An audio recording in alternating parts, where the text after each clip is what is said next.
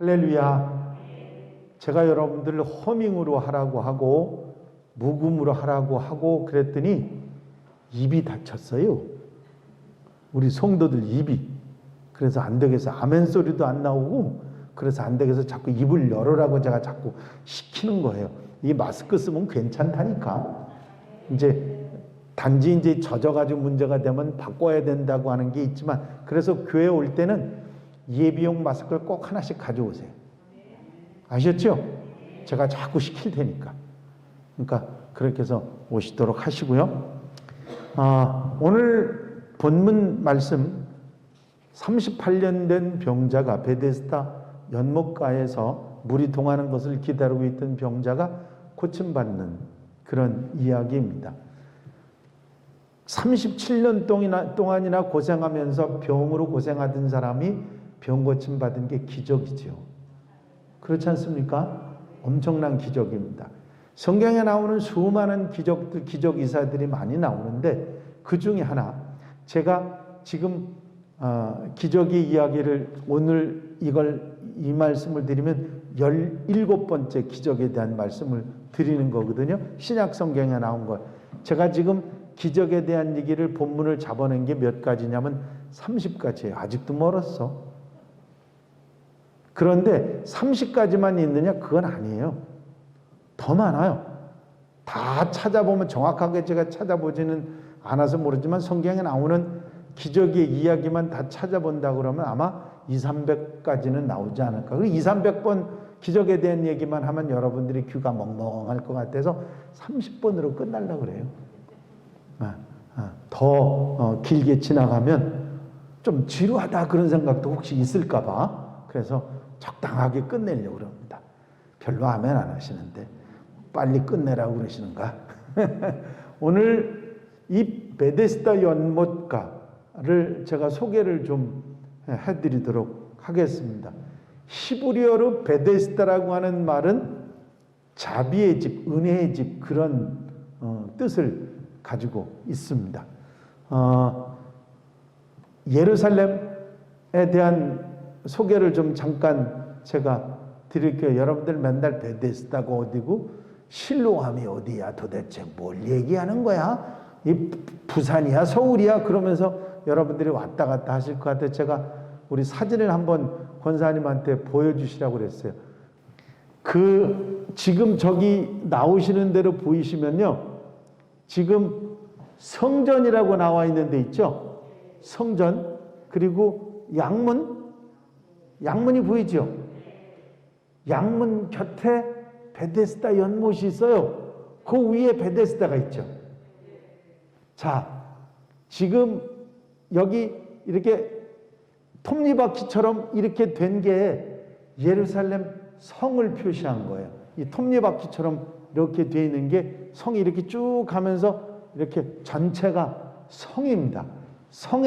예루살렘 성에 문을 들어오면, 그 문 들어오면 베데스다 연못이 보이고 그 연못을 지나면 양문이 있고 그 양문을 들어가면 성전이 있습니다. 헤롯 성전이죠. 그 성전이 있고, 성전 말고 이쪽 이 겟세마네의 동산 쪽 앞부분이 있죠. 성전에 들어가는 거. 거기 또 까만 점이 하나 있죠. 들어가는 입구에. 그게 뭐냐면 미문입니다. 미문. 여러분들 미문이 뭘 얘기하는 건지 아시죠? 베드로와 요한이 성전 미문에 앉아있는 안진뱅이를 보고 나사렛 예수의 이름으로 일어나 걸으라 하루 벌떡 일어난 자리가 저기예요. 성전 미문이 거기입니다. 그 다음에 저기 베데스다 못이 저 위에 있고요. 밑에 보면 여기 다윗성이 있는데 여기 맨 밑에 수문이 있고 그 옆에 뭐가 있죠?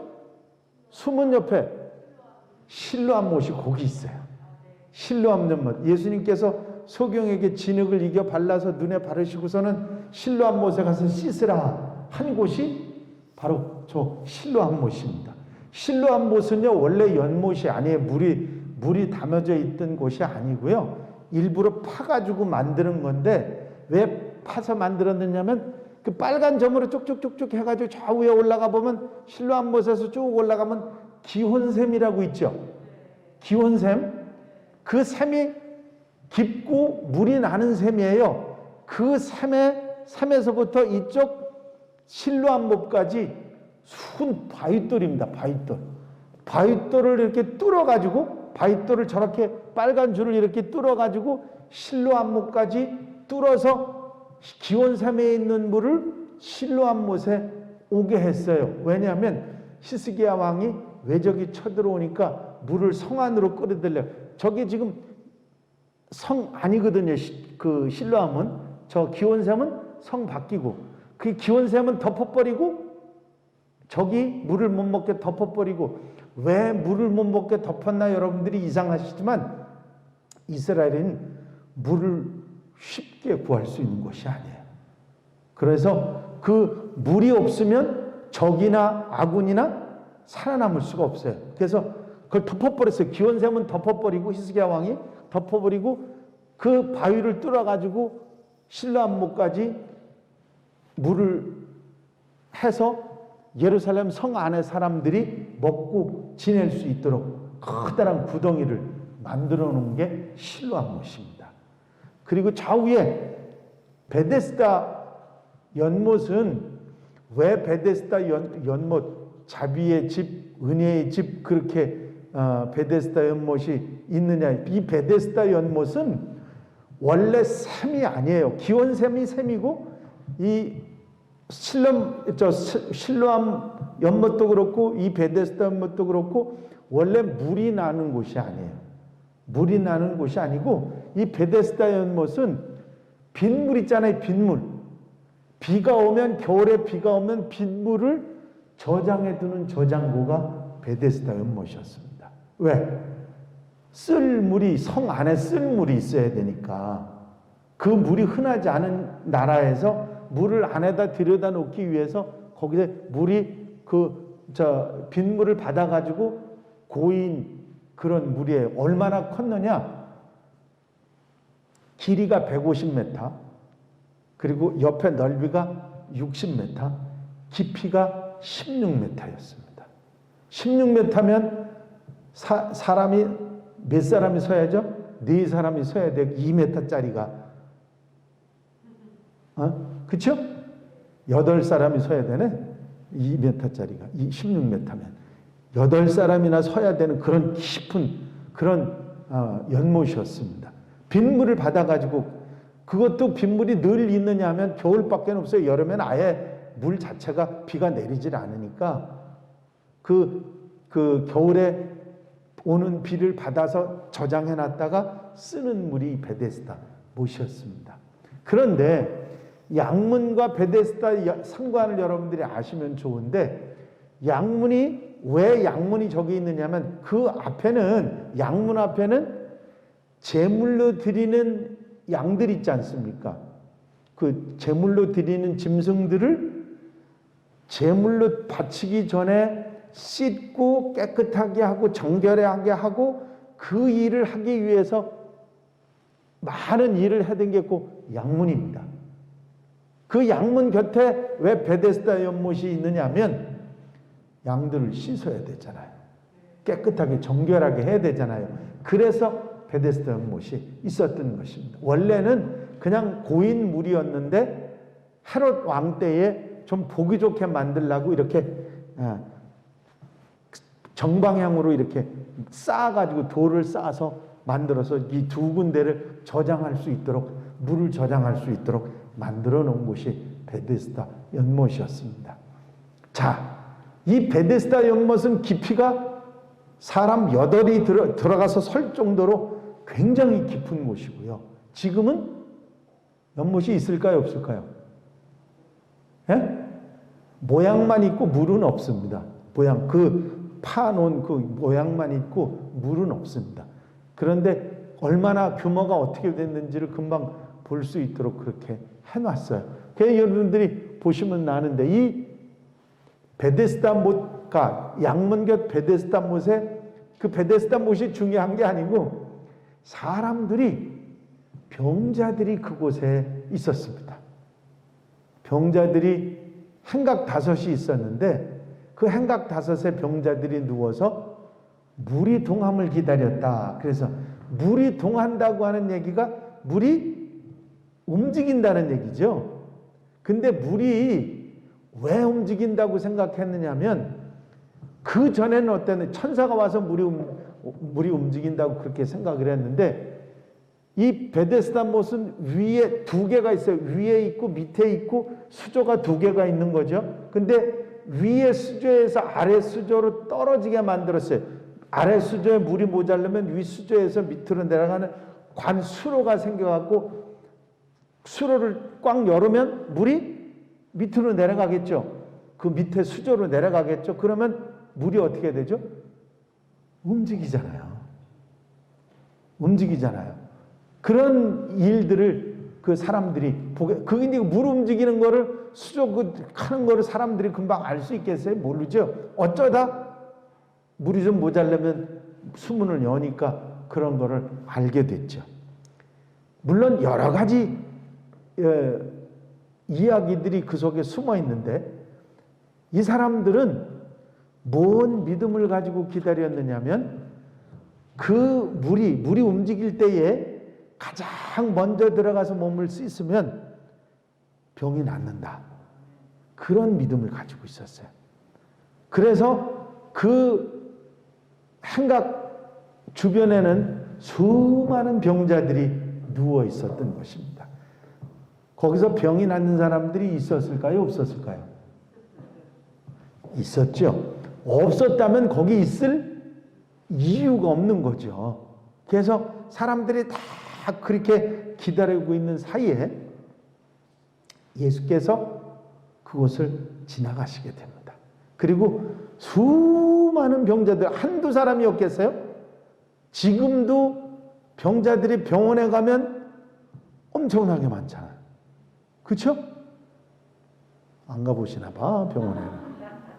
지금도 병원에 가면 병자들이 좀 많은 게 아닙니다. 그렇게 많은데 그때 당시엔 얼마나 많았겠어요. 병이 낫는다고 하니까 무지하게 많은 사람들이 그곳에 꾸역꾸역 몰려들고 있었을 것입니다. 그리고 눈에 불을 켜고 물이 움직이면 먼저 들어가려고 탁 노리고 그걸 쳐다보고 있었겠죠. 그때 예수님이 그곳을 지나가시다가 이 38년 된 병자를 보시고 관심을 가지신 것입니다. 아마 많은 병자들이 그곳에 있었지만 움직이지도 못하는 이 병자는 제일 딱하고 제일 불쌍한, 도와줄 사람도 없는 가장 무기력한 그런 사람이었을 것입니다. 아마 어떤 병자는 물에 빨리 들어가게 하려고 옆에서 막 들고 뛰려고 준비하고 있는 사람도 있을지 모르겠어요. 그런데 이 사람은 조력자도 없었고 스스로는 들어갈 수도 없는 고질병에 걸려있는 사람입니다. 주님께서는 그 사람 곁에 가신 것이죠. 여기서 우리 주님은 누구를 찾으신다? 힘없고 자기 능력으로는 뭔가 할 수 없는 정말 힘든 사람들을 찾아오시는 분이라는 사실을 우리가 알 수 있게 되는 것입니다. 여러분, 우리가 약해질 때, 힘들어질 때, 무기력해지고 절망적인 상황에 처할 때 주님은 우리를 찾아오십니다. 내 힘으로 무엇인가 할 수 있다고 할 그때보다는 나는 아무것도 할 수 없다고, 나는 더 이상의 희망이 없다고, 아무런 힘이 없다고 도움을 구하고 마음에 갈급함이 있을 때 우리 곁에 찾아오시는 분이 우리 주님이신 줄로 믿습니다. 주님은 이곳에만 찾아가셨던 것이 아니라 수가성의 사마리아 여인 곁에도 가셨습니다. 남편이 5이나 있었고 지금 있는 남편도 남편이 아니라 그러니 얼마나 폭폭하게 살았을까. 그 여인의 심정을 금방 이해할 수 있지 않습니까? 그 폭폭한 여인 곁에 주님이 찾아가셨어요. 그리고 내가 네게 생수를 주리라. 그 마음을 시원하게 하는 생수를 주리라. 그렇게 말씀하시고 복음을 그에게 주시는 것을 볼 수 있습니다. 뿐만 아니라 나인성 과부의 아들 그 상여에 가서 상여를 멈추고 그 아이를 살려주시면서 그 절망에 사로잡힌 여인에게 소망을 주셨던 주님입니다. 여러분, 우리가 힘들다, 어렵다, 낙심하고 괴로워하고 힘들어할 때 우리가 주님을 바라보면 주님은 우리를 찾아주시는 줄로 믿습니다. 그 안요한 목사님이라고 하는 그 목사님 아시죠? 맹인 목사님. 그 목사님 그 간증의 얘기가 영화로 나왔었던 거 여러분들이 기억을 하실 것입니다. 외교관으로 정말 멋지게 일할 수 있는 그런 화려한 경력을 가진 그 양반이 진짜 무엇이든지 할 수 있을 그럴 때는 주님이 그 안 목사님 찾지 않으셨어요. 이 안요한 목사님 아들이었잖아요. 목사님 아들이었는데 이 안요한 목사님이 어렸을 때 무슨 짓을 했느냐면 교회 앞에다가 하나님은 계시지 않느니라 안요한 복음 1장 1절 그렇게 써놨던 그런 사람입니다. 그 양반이 뭐 탄탄대로 정말 잘 나갔는데 결혼도 하고 뭐 외교관으로 나가고 준비 다 하고 그러고 있었는데 이 양반이 눈이 갑자기 어두워진 거예요. 그래서 아이들을 가르치러 갔는데 아이들을 제대로 가르치지도 못하게 되고 결국은 이제 맹인이 되게 됩니다. 그 절망 속에 사로잡혀 있을 때 가장 외교관으로 어디든지 일할 수 있다고 나갈 수 있다고 이렇게 꼭대기에 있던 사람이 그런 절망적인 상황에 사로잡히고 부인도 떠나가고 아무런 희망이 없는 그런 상황에 이제는 죽을 것밖에 없다고 하는 생각을 했을 때 주님께서 그 안요한 목사님 찾아오십니다. 그래서 소망이 되어주셨고 우리가 잘 아는 성경 구절 여러분들 아시죠? 내가 너를 붙잡아 주리라. 그래서 주님께서 안요한 목사님 붙잡으시고 그래서 목회의 길을 걷게 하시고 신학교 가서 목사님으로 맹인들을 위해서 선교하는 목사님이 되게 되셨습니다. 그때 그 영화에 나오는 복음성가 하나가 있어요. 제가 여러분들에게 언젠가 한번 불러드렸던 기억이 나는데 그는 나를 만졌네 내 영혼을 나는 그를 느꼈네 그 숨결을 하는 복음성가가 그때 나옵니다. 안 목사님은 눈을 떴을 때 보지 못하고 만나지 못했던 예수 그리스도를 눈이 멀고서 암담한 상황에 주님을 만날 수 있었습니다. 주님은 바로 우리가 힘들 때 어려울 때 내가 낙심할 때 찾아오시고 만나주시고 힘을 주시고 능력을 주시는 분이신 줄로 믿습니다. 주님께서 그 환자 38년 된 병자를 찾아서 이렇게 물으십니다. 네가 낫기를 원하느냐 하고 물으십니다. 아니 38년씩이나 병이 들어서 고통받다가 이제 마지막 기대 하나 저 물이 동하면 연못에 물이 움직이면 쫓아 들어가려고 기대하고 있는데 아무도 도와줄 사람이 없어서 누워있는 사람에게 네가 낫기를 원하느냐. 아니 누구 약 올리는 것도 아니고 아니 그걸 그렇게 물을 수 있을까 여러분들이 생각하시죠. 아마 웬만한 사람 같으면 화를 벌컥 냈을 수도 있고 상대도 안 했을 수도 있겠습니다. 그런데 이 사람은 뭐라고 얘기하냐면 주여 내가 들어가고 싶지만 들어갈 수가 없습니다. 나를 도와줄 사람이 없습니다. 당신이 나를 좀 혹 도와줄 수 있지 않습니까? 당신 옆에 같이 다닌 저 사람들이 나를 좀 도와주면 제 물이 움직일 때 내가 들어갈 수 있지 않겠습니까? 이 사람의 이 말이 그 사람을 살립니다. 주님이 찾아가신 것, 찾아오신 것도 중요하지만 이 사람이 주님에 대해서 주여, 이 말은 아무나 할 수 있는 말이 아닙니다. 아무에게나 붙일 수 있는 호칭이 아니에요. 주여 하는 말은 누구에게나 할 수 있는 말이 절대 아닙니다. 선생님도 아니고 주여, 주님이라고 하는 말을 하면서 나를 못에 넣어줄 사람이 없습니다. 나를 데려가 줄 사람이 없습니다. 난 어떻게 합니까? 하소연을 했던 거죠. 그때 주님께서는 그 사람을 보시면서 그러십니다. 일어나 네 자리를 들고 걸어가라. 자, 여러분들이 그 장면은 보시지 않았지만 지금 그 생각을 해보시면 정말 어처구니 없는 일이 계속 일어나고 있습니다. 네가 낫기를 원하느냐 하는 말도 기가 막힌 말인데 이 사람이 주여 하고 나를 못에 넣어줄 사람이 없습니다. 그 믿음 약한 얘기를 했지만 주님께서 네 믿음을 내가 보겠다 그러시고 네 자리를 들고 일어나 걸어가라 하신 겁니다. 여러분, 이게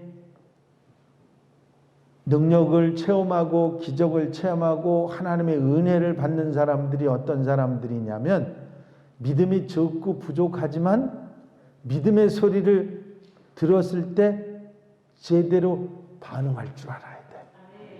그게 굉장히 중요해요. 이 사람은 바로 반응합니다.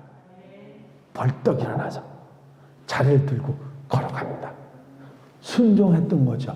믿음을 가지고 순종했던 거죠.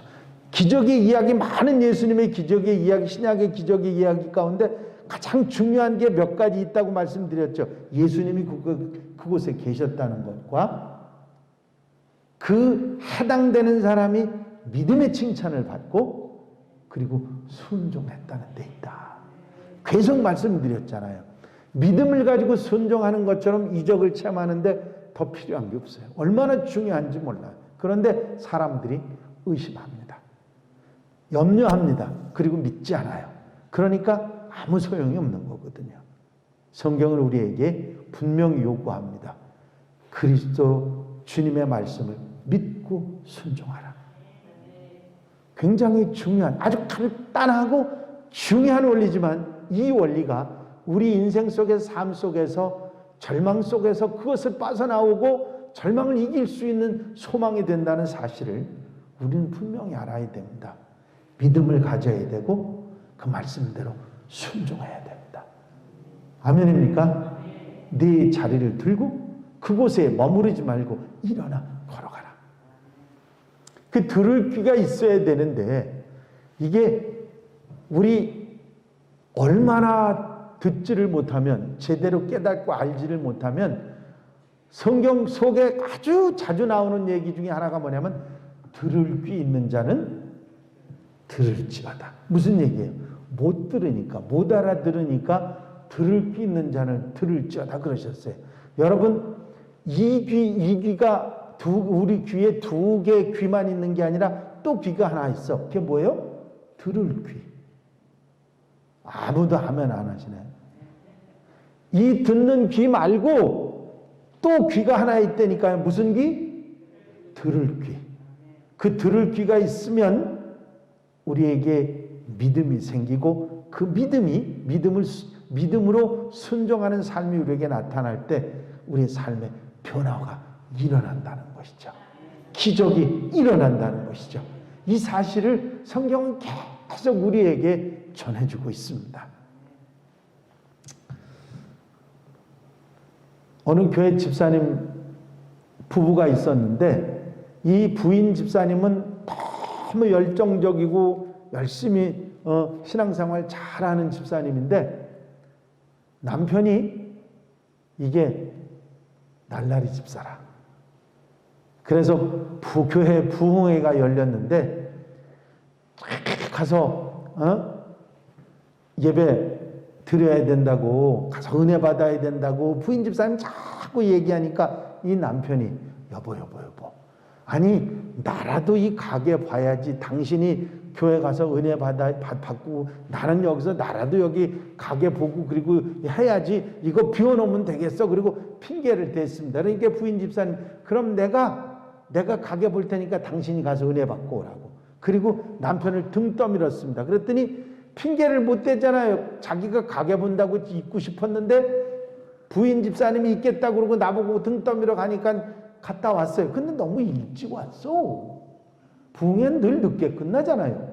근데 일찍 와서 그래서 그 수상해가지고 물었습니다. 아니 교회 갔다 온 거냐고. 갔다 왔다고. 정말 갔다 온 거냐고. 갔다 왔다고. 그러면 목사님이 본문 어디를 보더냐고. 본문 얘기하라고. 본문. 성경 본문 본 거 그거 얘기하라고. 어디서 보더냐고. 장절은 모르더라도 어디서 본 건 알 거냐고. 그러니까 잘 모르겠는데.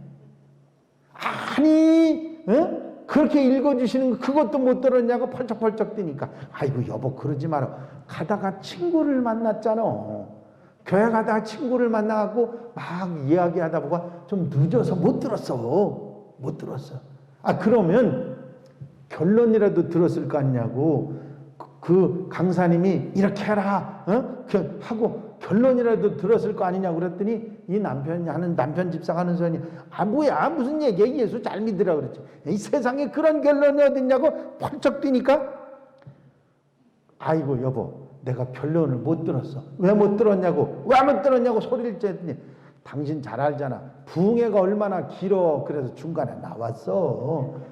그래 나왔다 그러니까 그럼 중간에 한말 얘기 한마디라도 들었으니까 아니냐고 막 종주목을 들이대니까 이 남편 집사님이 하는 얘기가 뭐냐면 아이고 당신도 알잖아. 내가 얼마나 요즘에 일이 많아 피곤해서 졸았잖아. 아무리 좋은 축복이 마련되어 있어도요. 준비되어 있지 않고 들을 게 없으면 아무 소용없습니다. 아멘입니까?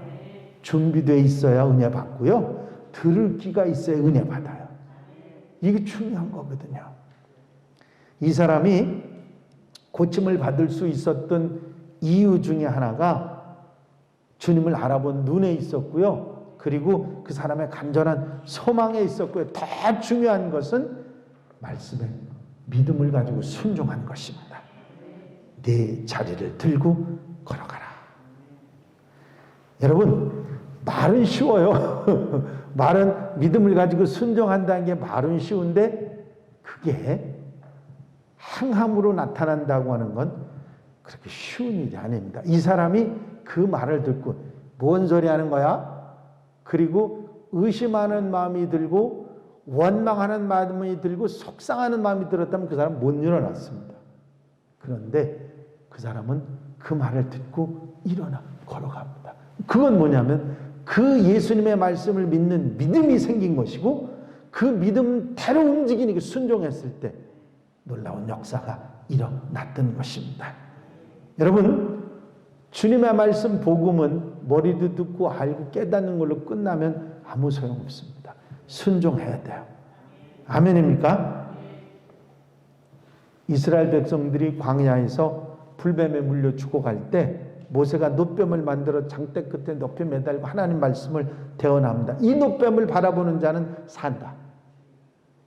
불뱀에 물려 죽어가는 사람들이 이 놋뱀을 장대 끝에 높이 매달린 이 놋뱀을 쳐다보면 산다. 그러면서 소리쳤는데 많은 사람들이 아이고 산뱀에 물려 죽는데 만들어놓고 장대 끝에 매다는 그 뱀을 쳐다본다고 누가 살아나? 이런 어리석은 소리가 어디서. 그 사람들은 다 죽었고요. 그리고 그래도 한 가닥 하나님 말씀하셨다고 믿음을 가지고 나와서 그 놋뱀을 쳐다본 사람 모두 살아났습니다. 여러분 내가 가진 지식으로 하나님을 판단하면 안 됩니다. 내가 가진 경험으로 하나님을 판단하면 안 됩니다. 이런 내가 가진 지식이나 경험으로는 되고 안 되고 하는 것 절대로 따지지 말고 하나님 말씀이 주어질 때 아멘, 아멘. 이 아멘이 나타날 때, 순종이 나타날 때 하나님의 능력의 역사가 일어나는 것입니다. 주님께서 그 사람이 자리를 들고 걸어가니까 이런 말씀을 하셨어요. 보라, 내가 나았으나 더 심한 것이 생기지 않게 다시는 죄를 범하지 말라. 무슨 얘기냐면 이 사람이 38년 동안 누워 있었던 이유가 죄 때문이었다는 거죠. 이 얘기는 뭐냐면 다시 범죄하면 이 병이 들릴 수도 있고 더 심한 것이 생길 수도 있다 하는 얘기를 하시는 겁니다. 여러분, 우리가 믿음을 가지고 순종하고 하나님의 능력을 체험하고 기적을 체험했다 할지라도 내가 다시 범죄의 속으로 잘못된 대로 가면 그게 다 말짱 도루묵이라는 사실을 이 말씀 우리에게 가르쳐주고 있는 겁니다. 아무리 은혜를 받았고 능력을 받았고 내가 은혜를 체험했다 할지라도 그것이 내가 다시 죄 속으로 가는 것을 되돌려주지 않는다는 것이죠. 이 사실을 우리가 절대로 잊어버려서는 안 됩니다. 한 곱이 넘겼다고 방종하면 더 심한 것이 우리 앞에 찾아오기 때문에 방심하지 말고 믿음으로 순종으로 하나님과 동행하는 하나님의 백성들이 되어야 될 줄로 믿습니다. 오늘 제가 조금 길게 했습니다. 늘 30분에 다 끝내려고 그랬는데 조금 시간이 지났습니다. 하지만 여러분, 이 기적의 이야기들 가운데 우리에게 강하게 주는 메시지들이 있어요. 아멘입니까? 우리가 여기에서 절대로 흔들리지 말아야 돼. 믿음에 흔들리지 말아야 되고 우리가 아멘하는 사람들이 돼야 됩니다. 그게 믿음의 사람들이거든요. 그 사람들은 안 될 것을 되게 하고 정말 힘든 것을 쉽게 하고 하나님께서 열어주시는 길을 따라 갈 수 있는 승리의 사람들이 될 수 있습니다. 기도하시겠습니다.